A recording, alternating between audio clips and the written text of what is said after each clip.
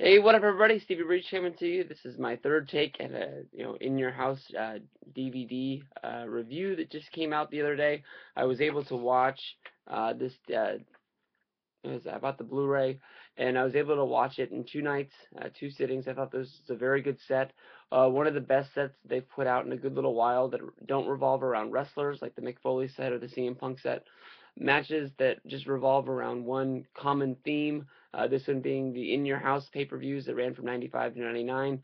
If you can remember back to like the uh, what was that one with the damn Stone Cold Steve Austin where the Falls Count Anywhere DVD, things like that. They were sort of like a little bit of a stretch to put together, but I thought this one really ran together, really good stuff. Mainly just focused on the main events.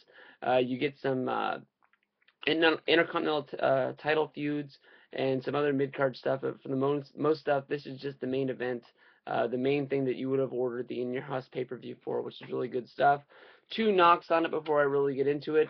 One, the wrestler Sid is not featured on this DVD at all. I'm not sure if it's maybe they just didn't think that there was anything they really wanted to put on there, or maybe he's not in good standing with the company and they didn't want to pay him any royalty rights. I'm not sure which one it would be, but he was a big part of WWF, and he's not on there. Another is there's no tag team wrestling. We have a lot of 8-man tags and things like that, but no real tag teams like the Smoking Guns or Owen Hart and Yokozuna, the Head Shrinkers, other teams like that are not featured on here. It sort of was a surprise that the 1-2-3 Kid isn't on here in one type of a match to get him some royalty rights. He was another guy that really had some good matches on some In Your House pay-per-views.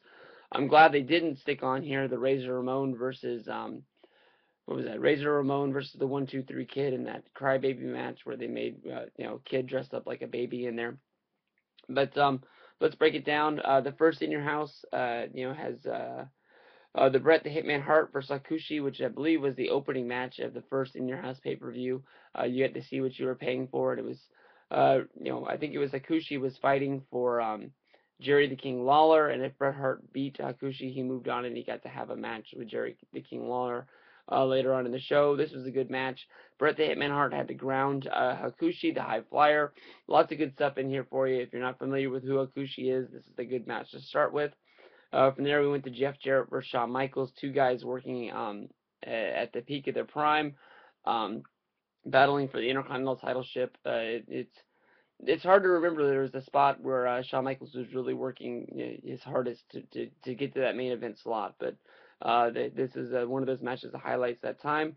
Razor Ramon versus Dean Douglas. This is from the In Your House for the Intercontinental title. Before we have that, Shawn Michaels has to relinquish his Intercontinental Championship. He is giving it up for the reason of he had a concussion and he wasn't able to compete, so he has to walk down there. He was supposed to have a match with Dean Douglas, so Dean Douglas is uh, counted as being the Intercontinental Champion because he hands it over and he becomes the champion, who immediately defends it against Razor Ramon. My favorite part is when Dean Douglas snatches the title. That's mine, and he takes it right out of the hands of Shawn Michaels, holds it up like he really won the match. Razor wins the match, and it's sort of a fluke. It looks like a really bad finish. I think they wanted to put it on there for the controversy that's surrounding uh, um, the concussion and all that, or maybe the title switching twice like that. From there, we go to the Arkansas Hogpen match between Hunter Hearst Helmsley and Henry O. Godwin. To win this match, you had to compete outside of the ring and throw your throw the other wrestler into the hog pen with the shit and the mud and the pigs running around in there. It's funny how the point of the match is to throw the guy into the hog pen, and so much of the match takes place inside of the ring with everybody bouncing around in there for you. Triple H gets the win, but Hunter ends up taking the pig slop finish. It's able to push him up to the Intercontinental title thing for you. Henry O. Godwin, hopefully he's on that Triple H DVD coming out soon. From there we go to the Bret Hart versus British Bulldog. Most people remember the SummerSlam match, but this is something for the WWE title. Bulldog's pushed his way up to the top. A lot of these in your houses, Bulldog was used as a main eventer, as a real guy, and it's good to see him there.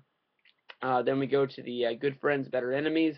This is Shawn Michaels and Diesel beating the hell out of each other. This is a no holds barred match. It's also Diesel's last match before he becomes Kevin Nash in WCW. There's an Oh My God moment in there for you if you haven't seen that DVD yet. Really, really good match. The two really highlighted off on the one of the Shawn Michaels ones. I think it's From the Vault or something like that. They do their own commentary for it. Both of them think it's one of their best matches they've ever done. From there, we go to Shawn Michaels versus Mankind. I know a lot of people look at this as Mick Foley's best match ever. I look at it as this match really went way too long. It's hard to think of any other Mankind matches that went 30 minutes. Some people really love this match. I sort of just look at it like I've seen this a whole bunch of times. Maybe the first few times I saw it, it was good, but it's just sort of worn on me this time. This is from the Buried Alive pay-per-view. Stone Cold and Triple H battling out. That was a good match. Buried Alive match, Mankind versus Undertaker. Normal thing where Undertaker loses the match, and it takes 100 guys for him to lose, with everybody shoveling the dirt on top of him at the end. But this honestly was really, really good stuff. Every time Undertaker and Mankind were put together, I thought it was good. I didn't think they spent enough time talking about their feud on the Mick Foley DVD that came out soon, so this is a good match to go along with that. From there we go to the Final Four pay-per-view, Stone Cold Steve Austin, Bret Hart, Vader, and Undertaker. This match is for the vacant WWE Championship. It comes up because of these were the four guys left in the Royal Rumble before Stone Cold snuck in at the end, cheated, and got the win. Because of that, these guys are beating the hell out of each other to get it. I believe this is where Bret Hart wins the title only to lose it the next night, I'm pretty sure, something like that. Vader really gets busted open, really hit really hard in the eye. Whole lot of blood coming out of there. That's probably the one thing that you're going to remember about this match more than anything else. That was the first disc. Watched that the first night. Was really into it. Second disc we watched last night. I almost gave up hope. We started it way later than I wanted to. I believe it was 12:07 is when the call got started to start this thing. And that's after 7 minutes after I said I was heading to bed, but I was uploading a video and I was staying there to make sure that it uploaded. And that's when the call came, and I said, "Oh, fuck me." So 4 a.m. I was able to go to bed last night, so that we were able to get through these matches. Canadian Stampede. I've said that this is a match that should be, or this is the pay-per-view that should have its own DVD, but it doesn't. So you have to put it together piece by piece. But a lot of these matches are on different DVDs if you go through them all. This one is Heart Foundation for Stone Cold Steve Austin, Ken Shamrock, Goldust, and LOD. This is a real star-studded match. Everybody goes crazy. One thing to watch out for, listen to Jim the Anvil Neidhart's pop when he comes out. It's probably one of the biggest pops he'll ever get of his whole career.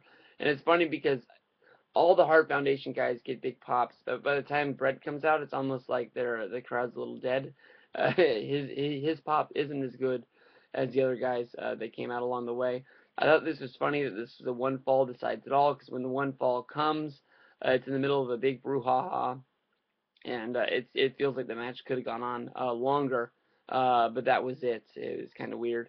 From there we go to Shawn Michaels versus The Undertaker at Ground Zero. This is a really good match, but these guys just really hate each other and they want to get this done. That's a fun one to watch. No Way Out of Texas, Stone Cold Steve Austin, Owen Hart, Cactus Jack, and Chainsaw Charlie going up against DX and Savio Vega. This is a match where Shawn Michaels wasn't able to keep the heat, and I spent half the match really just complaining to myself why Savio Vega was there and why nobody told us Savio Vega was going to be there, and how it makes any sense that he's tagging with these guys. I don't know. DX to me really should have just got out there alone. I know it would have been 4-on-3, but it would have made them look a whole lot stronger, especially with them going on to WrestleMania from there. And New Age Outlaws were moving up the ranks, but they weren't even full-fledged DX members at the time. They were close, but they weren't there. They kept on going out there and helping Shawn Michaels and Triple H along the way, but they were never full-fledged members till that night after WrestleMania. From there we go to the WWE Tag Team match. Why do they call it the E? It's about the F. They can put the F on there now, can't they? Stone Cold Steve Austin and Undertaker going up against Mankind and Kane. That was a good match. There we go to Ken Shamrock and Mankind. These guys had a Intercontinental title match. I remember them their matches more when they involved The Rock, and they were trying to move their way up into the number one contendership spot. So these guys had a lot of battles. This was a good one along the way. And the last match of the set is the St. Valentine's Day Massacre. The Rock versus Mankind. This match ends in a draw, and it sort of puts you in a sour note to end the DVD. that they would do it. They would put you there like that. You have to really see the whole Rock versus Mankind feud played out. Hopefully, you know, they did that Greatest Rivalries, and I don't know if they have any plans to do another one, but they had rumors of doing an Austin versus Rock one, but I mean, Rock versus Mankind one would be really, really good stuff as well. Um, but I believe they go on the next night and they have the ladder match to decide who's going to go to WrestleMania to fight Stone Cold Steve Austin. I think that's the next step of that feud. But it was funny that they put it together like that. This by far is worth the money. Make sure you buy it. I guess before Sunday at Best Buy. It'll be on sale for you today and tomorrow. Even if the price goes up a little bit, that's worth the money. I guarantee you, you'll watch every match and you'll not be bored. I just noticed, oh, Kane is in there. Kane's in that tag match. But I was like, let's look at the cover as I held it up, and I saw Kane on there, and I was like, hey, what the hell? And he wasn't on there, but he was in the one match along the way. So this is good stuff. Make sure you head on out and pick this up. I highly recommend it. You can't go wrong. It's not one of those DVDs that are going to sit on the shelf and you'll never watch. I promise. Peace out.